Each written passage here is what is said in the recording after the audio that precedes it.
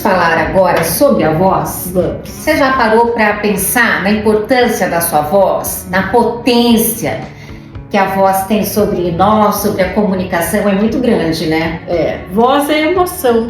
A voz, ela transmite todo o nosso sentimento. Então é tão importante a gente ter uma variância sonora, porque uma pessoa que fala bem, ela funciona como uma cantora. Eu sei quando ela tá alegre, quando ela tá triste, quando ela tá com raiva, quando ela é irônica. E quando a gente escuta música, a gente gosta pra caramba porque os sons são diferentes. Então uma pessoa que tá com medo, por exemplo, ela fica com a voz linear. Ou voz muito forte, excesso de agressividade. Ou muito fraco, tem uma passividade. Então a voz, ela traz pra gente de verdade o que é que você está sentindo em relação ao que você está falando. A gente expressa de fato quem a gente é falando com as pessoas através da voz, ou muitas vezes a gente passa uma imagem que de fato não é a real. Então vamos lá, a gente está falando sobre a voz autêntica, que acontece nos momentos que eu estou com as pessoas que eu amo ou que eu tenho uma relação afetiva muito forte com o conteúdo. Exemplo, quando você ama demais a sua profissão e você fala com entusiasmo. Só que o ser humano pode estudar, pode treinar, pode aprender os recursos de voz e, claro, que pode usar para enganar as pessoas, para mentir, não é? O que é que os ladrões fazem quando vão dar o golpe do Pix, por exemplo? Engano nas palavras e também na voz. Exatamente. Então é isso. Em comunicação, você pode usar, como tudo na vida, o bem e o mal, certo? Então a intenção é que está na voz, mas se a gente tiver uma boa percepção auditiva, ou seja, se eu ficar bem ligada no som, nas palavras, eu consigo descobrir as estratégias de verdade e mentira. Isso é super importante. Ai, tem que se blindar, viu, gente? Ainda mais nos tempos atuais, não é? Precisa, né? Precisa. E acredito que se blindar é algo que vem muito para nossa proteção. Então a gente precisa aprender a analisar as pessoas. Então eu vejo alguém falando e eu pergunto, será? Mas será que essa pessoa é tudo que ela está falando mesmo? Ou será que esse produto é realmente o que ela está dizendo? Então essa desconfiança, que é uma criticidade que não pode ser excessiva, mas que ela precisa existir nos dias atuais. Porque senão a gente vira refém da comunicação. O Cláudio, quem não fala bem, hein? Quem tem dificuldade para falar, para expressar, para verbalizar, e também não só palavras, né? A verbalização das palavras, mas para expressar sentimentos, complica toda essa comunicação. Dá para treinar, dá para melhorar, como é que é? Então dá para treinar, toda a comunicação ela pode ser lapidada. E quando a pessoa tem alguma dificuldade, a gente precisa perceber o que está acontecendo. Se é uma dificuldade emocional, então o que eu falo para mim mesma, eu fico dando muita atenção para minha insegurança, o outro é sempre mais importante do que eu, enfim, tem várias coisas emocionais que bloqueiam a fala. Então é um tipo de treinamento. E existem algumas dificuldades que são musculares de verdade. A pessoa fala e ela não mexe direito a boca, ou ela tem um sotaque que de repente a gente escuta, mas não entende direito, ela come as vogais. Tem várias coisas que são musculares, são motoras, às vezes são até neurológicas, e a gente precisa entender o que é que está acontecendo para agir de uma forma eficaz. Então, por isso que é importante treinar com profissionais que são habilitados. Não é qualquer pessoa que consegue treinar a comunicação. E aí entra também o papel da fono. Exato, porque a fonoaudiologia, a linguística são ciências, certo? Então, como a medicina, a odontologia, o próprio jornalismo tem muito da ciência. Então, isso que precisa ser respeitado.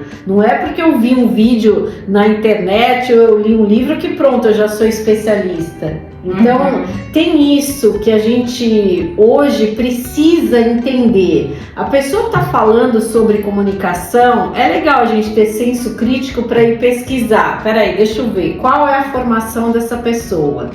Ela é formada nisso que ela está falando? É porque hoje todo mundo se acha habilitado, digamos assim, para fazer tudo, né? Então você desenvolve vários papéis, né, na sua vida profissional, só que isso já me causa um certo espanto, porque quem quer fazer tudo, gente, não faz nada bem, né? E esse é um grande problema e é uma crítica que eu tenho aos dias atuais, porque se você não estudou e você não tem a prática, certo? Você não tem o que a gente chama de sabedoria. O que é a sabedoria? É você ter o estudo, a formação técnica, mais a prática profissional. Então, um profissional sábio é aquele que junta as duas áreas e te dá o remédio na hora certa. Agora, se você tem só uma das áreas, você acaba sendo mais marqueteiro do que eficiente. Não. Clau, vamos contar aqui. Quando procurar ajuda para trabalhar a voz, quando que é necessário, quando que é indicado? Quando algo incomoda você. Então, quando você fala e você não gosta, pronto, já é um indicativo de que a gente pode se ajudar, pode melhorar. E pensa assim, é um autocuidado. A gente não corta o cabelo, escova os dentes, cuida da pele, cuida da roupa.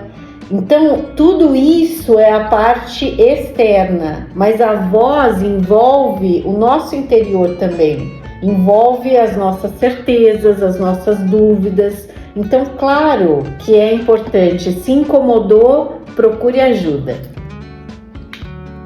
E assim, pensando, a gente faz muitos exercícios, né, para mudar o tom da voz, muitas vezes é preciso. A gente que trabalha com comunicação tem as fonos, né, como parceiras, né, nesse trabalho, mas tem muita gente que também gostaria, né, vou colocar o verbo dessa forma, de mudar a voz. Isso é possível e pode interferir também na vida pessoal?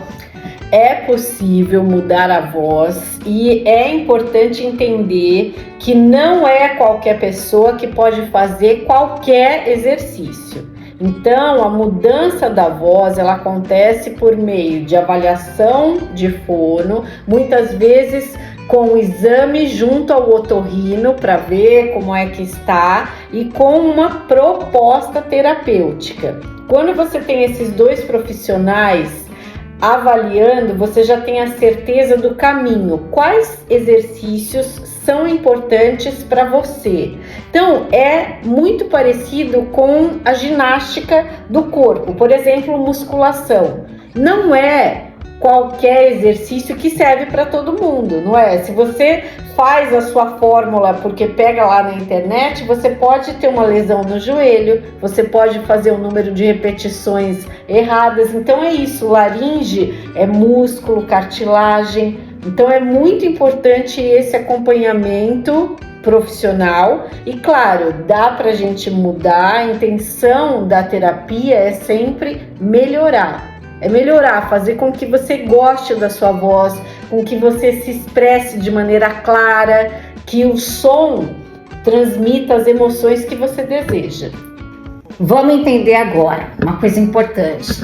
tem prazo, digamos assim, para mudar, para procurar ajuda, para transformar muitas vezes o tom da minha voz, que eu não gosto. É importante a gente saber, né? Prazo de validade. É, exatamente. Bom, a voz muda ao longo da nossa vida. Então, na infância, eu tenho um tipo de voz, depois as pregas vocais começam a ganhar mais camadas, daí existe a adolescência, que você tem uma mudança de voz, aí você tem a fase adulta, que é uma fase muito importante profissional, que muitas pessoas costumam procurar, e depois você tem a terceira idade, melhor idade, que daí a gente também é importante fazer exercícios de voz, porque existe uma alteração que se chama presbifonia, que é a voz da pessoa mais velha que começa a ficar rouca, começa a ficar fraca. Então, vamos pensar, laringe é músculo,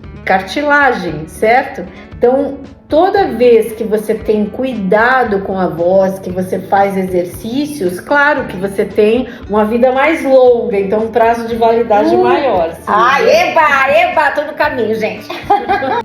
Uma curiosidade que eu não falei, quando eu comecei no jornalismo, eu comecei a fazer fono, porque eu tenho uma voz muito fina, estridente, talvez até por ser afetiva demais.